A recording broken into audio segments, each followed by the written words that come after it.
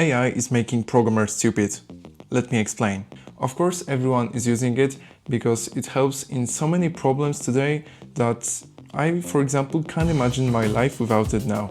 And there's a hidden cost that we are all paying by overusing AI. So today, I want to take you on a journey back in time and show you how I coded an entire app without using AI, and also reflect a bit on the state of the programming world. So 2 years ago, I was still in high school, and being a member of the school council, or I think that's what it's called in the United States, we thought that we'd like to make a charity event. So me and my friend also like to code, so we thought that we'd like to make an app dedicated for that special school event. And we'd set ourselves an ambitious goal to launch this app in just 2 months.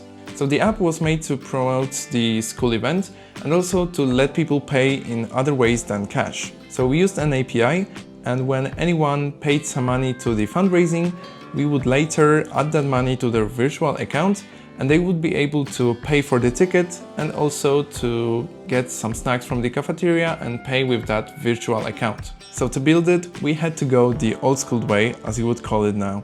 First, we did some brainstorming and decided to choose Python as our main language, and then we went with finding the framework for it, and it ended up on Flask.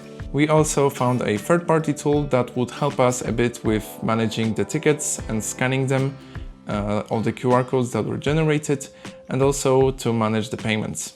So you might be wondering, how did we do that in just 2 months?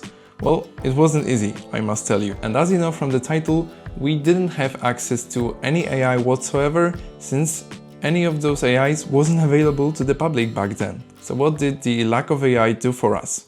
Well, all of our problems that we encountered had to be solved only using documentation and forums. So naturally, it meant tons and tons of time researching and finding the solutions to our problems. Debugging was absolutely mental. I've spent like 10 hours on a single bug that turned out to be really simple, but that has taught me a lot. I feel like doing things that way was actually much better for me and my friend, since we were quite new at that stuff, and whenever we had to work really long on a problem, we found many ways to fix it, and we retained much more information than what I feel like whenever I'm learning now, because I use AI to solve the problem for me, and I can't really remember what I solved. Coding has really changed now. We don't Google as much as we used to, because ChatGPT has become our first help resource. And you know, I sort of miss that part, because every time I had to fix a little bug, it was like a whole journey. There were millions of Chrome tabs open, and you know, I know my Mac didn't enjoy that, but honestly, it was much more rewarding when I managed to fix the bug by searching through forums all by myself than by just copy-pasting ChatGPT code, and I can't replicate that feeling ever since. So we rely much less on our own knowledge, and whenever big problems come to tackle, like our app that we had to do, I sort of forget the basics, because all of the basics were done by AI. So after sacrificing many nights of sleep, we finally managed to ship the app in under 2 months.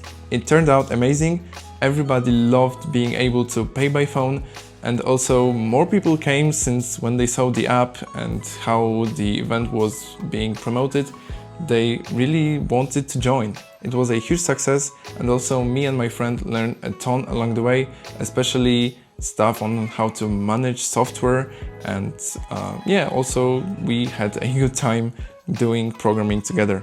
So here's what I'm planning to do about my AI usage today.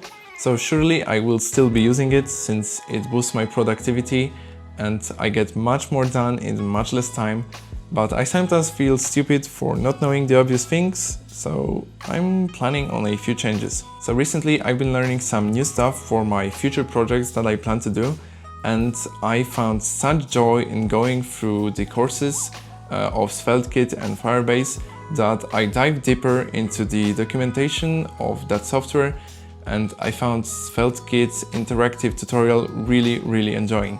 And going through the docs was pretty refreshing. I was learning Java for the past year for my university, and I haven't used the documentation like more than 5 times. And yeah, it's a good feeling to get to know the software better.